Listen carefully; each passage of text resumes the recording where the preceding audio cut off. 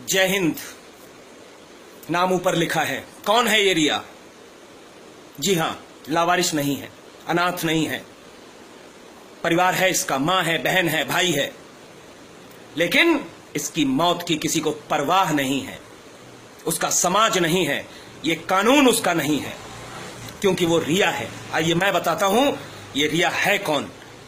ये दिल्ली की मानसरोवर पार्क की रहने वाली बच्ची है, उम्र 21 वर्ष। मामला, इसकी हत्या हो गई कल मतलब 6 जुलाई 2017। चाकुओं से गोदकर आदिल नाम के लड़के ने हत्या कर दी। हत्या की वजह आदिल के प्रेम संबंध को स्वीकारने से इनकार करना। मुझे लगता है रिया आपको यह स्वीकार कर लेना चाहिए था, क्योंकि वो आदिल है। वो आदिल है, इसलिए आपको स्वीकार कर लेना चाहिए था। वो कोई दिनेश, रमेश, महेश, राकेश या दीपक नहीं है। वो आदिल है, उसका समाज उसके साथ है, ये कानून उसके साथ है, इस देश की राजनीति उसके साथ है, इस देश का राष्ट्रपति उसके साथ है। पूछिए कैसे? यहां मैं जोड़ देता हूं, यहां मैं स्पष्ट कर देता हूं कि अभी कुछ दिन पहले पलवल में एक जुनैद नाम के व्यक्ति की हत्या हुई। बिल्कुल स्पष्ट है उस जुनैद के मामले में कि वो ट्रेन में एक लड़की को छेड़ रहा था। उस लड़की को छेड़ने से जब उसके भाई ने मना किया तो हाथापाई हुई, मारपीट हुई। समाज ने, उस ट्रेन में मौजूद समाज ने उस लड़की के साथ छेड़खानी का विरोध किया, मारपीट हुई। चूंकि आदिल और जुनैद, इन लोगों को अपनी ताकत का पता होता है, ये माने नहीं, ये झगड़ा किया, इन्होंने भीड़ से झगड़ा किया और भीड़ ने जुनैद को मार दिया। रिया भी भागी थी एक फोटोग्राफर के स्टूडियो में, लेकिन उस फोटोग्राफर ने शायद बचाने की जहमत नहीं उठाई। मैं परिस्थितियां समझ सकता हूं मेरे फोटोग्राफर भाई, कि अगर आप बचाते तो आपके साथ भी कोई नहीं खड़ा होता।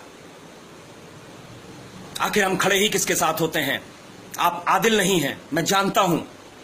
यही वजह रही होगी कि उस रिया को बचाने की जहमत नहीं उठाई, क्योंकि जब एक भाई ने जुनैद से अपनी बहन को बचाने की जहमत उठाई तो आज वो जेल की चक्कियां पीस रहा है। आज उस समाज में जिन लोगों ने साथ दिया, उन लोगों के ऊपर ताउम्र जेल कटने का फंदा उनके सर पे घूम रहा है। क्यों? क्योंकि वो जुनैद है और वो आदिल है। शायद आप समझ रहे होंगे। यही है मेरे देश का कानून।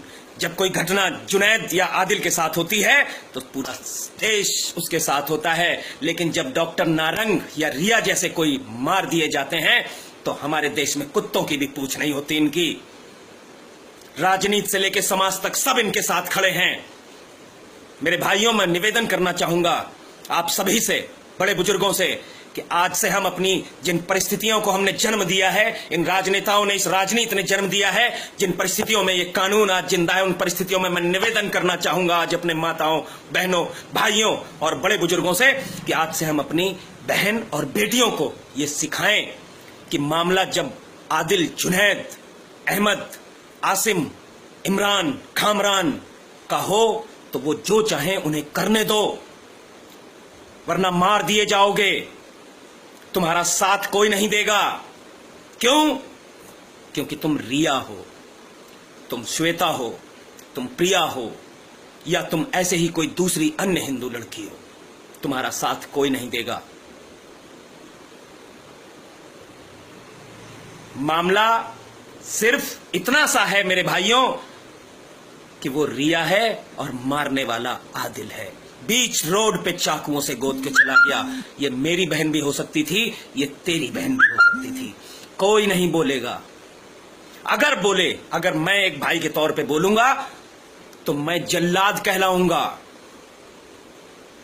लेकिन इस वीडियो के माध्यम से मैं कानून के ठेकेदारों और राजनीति के राजकुमारों, बड़कुमारों को यह बताना चाहता हूं कि अगर मेरे सामने किसी की भी बहन को छेड़ा गया तो बेशक वो कौन है, हिंदू है या मुसलमान, ये देखकर नहीं, उसका वही हश्र होगा जो जुनैद का हुआ। बेशक कोई साथ न दे, लेकिन अब हम शांत नहीं बैठेंगे। मैं निवेदन करना चाहूंगा मेरे भाइयों, इस रिया को अनाथ मत बनने देना।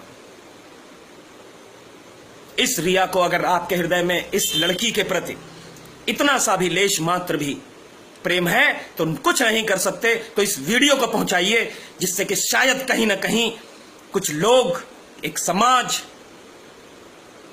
जब हम सड़क पे उतरे तो एक जागृति हो समाज में। इसलिए एक शेयर करके कम से कम अपना एक फर्ज तो अदा करिए, शुरुआती फर्ज, इस रिया को अनाथ मत होने देना। जय हिंद।